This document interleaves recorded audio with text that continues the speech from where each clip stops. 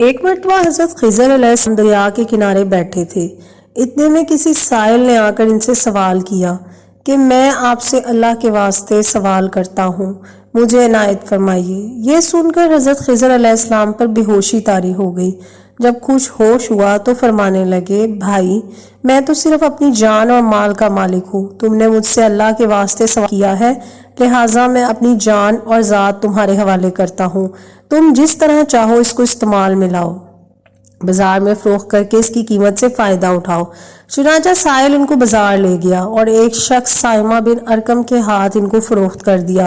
یہ خریدار ان کو اپنے گھر لے گیا جس کی پشت پر اس کا ایک باغ تھا۔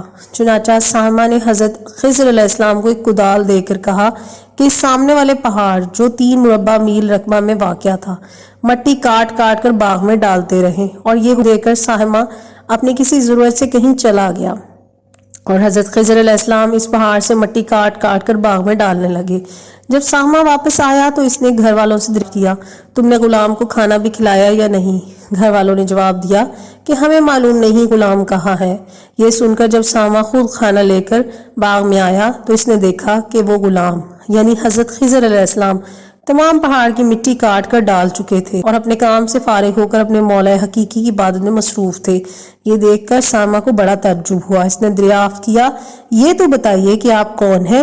یہ بات سن کر حضرت خضر علیہ السلام پر کچھ بے ہوشی سی طاری ہو گئی اور پھر افاقہ ہونے پر انہوں نے فرمایا کہ بھائی میں خضر ہوں، جس کو سن کر سائمہ کے ہوش اڑ گئے کہ تو نے یہ کیا کیا، ان کو غلام بنا کر ایسے کام پر لگایا، یہ تو انتہائی گستاخی ہوئی۔ پھر ہوش آنے پر میں نے توبہ کی اور پروردگار سے عذر خواہی کے ساتھ حضرت خضر علیہ السلام کو آزاد کر دیا اور جناب باری میں عرض کیا کہ العالمین مجھ سے اس کا مواخذہ نہ فرمائیے کیونکہ میں ان کو نہیں جانتا۔